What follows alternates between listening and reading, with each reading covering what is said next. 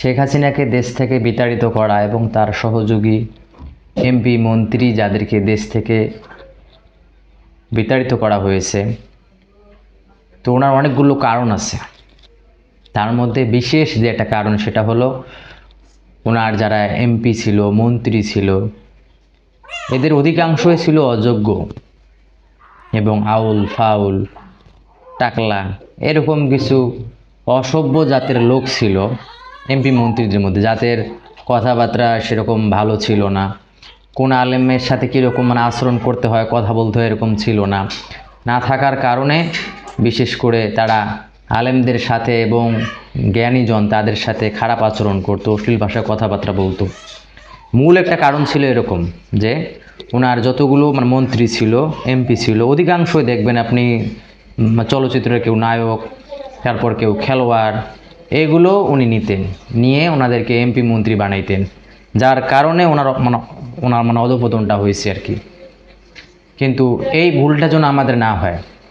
বর্তমান যে একজন উপদেষ্টা, নতুন করে উপদেষ্টা বানানো হয়েছে গোলাম সারওয়ার ফারুকী, তো ওনাকে বানানো হয়েছে, উনি যে আসছে, উনি যে উপদেষ্টা হয়েছে, তো এটা আমাদের তাওহিদি জনতা এটা কখনো মানতে রাজি নন। ওনাকে উপদেষ্টা হিসেবে মানতে রাজি নন। ওনাকে জোর করে কেউ উপদেষ্টা পদে রাখতে পারবে না, কারণ জয় শুধু অন্য কেউ আনছে না, জয় আমরা বাংলাদেশের সমস্ত জনগণ সবাই মিলে আমরা জয় নিয়ে আসছি। এখানে যদি কেউ বলে যে না, শুধু একটা গোষ্ঠীর উপর এই বিজয় লাভটাকে আমরা যদি প্রাধান্য দিই, যে অমুক গোষ্ঠীর কারণে আমাদের বাংলাদেশে জয় আসছে, তাহলে এটা আমাদের ভুল ধারণা হবে। কারণ জয় তো শুরু থেকেই ওলামা একরাম চাইতেছে, কারণ ওলামা একরামদেরকে অনেকভাবে নির্যাতিত করা হয়েছে। এই কারণে আমাদের আলেম ওলামাদের সাথে বুঝে আপনারা যারা প্রধান উপদেষ্টা আছেন, সহকারী উপদেষ্টা যারা আছেন, সমন্বয়ক যারা আছেন, তারা আমাদের আলেমদের সাথে বুঝ পরামর্শ করে আপনার দেশ পরিচালনা করেন। এতে আমাদের কোনো আপত্তি নেই। আমরা সেই দায়িত্বে আমরা যেতে চাই না। আমরা শুধু চাই যে আপনারা কোরআন সুন্নাহ অনুযায়ী আপনারা দেশ পরিচালিত করেন। এতে করে কোনো প্রযোজক, পরিচালক বা কোনো নিম্ন শ্রেণীর যারা, আমি তাদেরকে নিম্ন শ্রেণী বলবো, কারণ তারা অশ্লীলতা, বেহায়াপনা, বেলাল্লাপনা এগুলো তারা প্রচার করে। যারা ছবি, নাটক এগুলো যারা আমার পরিচালক হবে, তারা যতই উপরে হাজি সাধু এগুলোর ভান ধরুক, কিন্তু তারা যে কাজগুলো করতেছে এগুলো দেখে দেখে বাচ্চারা, শিশু, যুবক তারা নষ্ট হয়ে যাইতেছে। তারা জিনার দিকে ধাবিত হইতেছে, তারা সমকামিতার দিকে ধাবিত হইতেছে।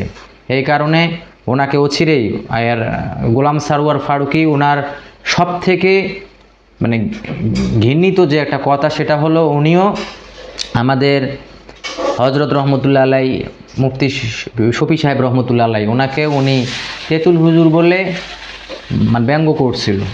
তাহলে আমরা ওনার এই ছাত্র, আমরা থাকতে আমরা ওনার ছাত্র এবং ওনার অনেকেই আছে, ওনার মুরিদ, হাজার হাজার আলেম ওলামা ওনার ছাত্রের ছাত্র হাজার হাজার আছে।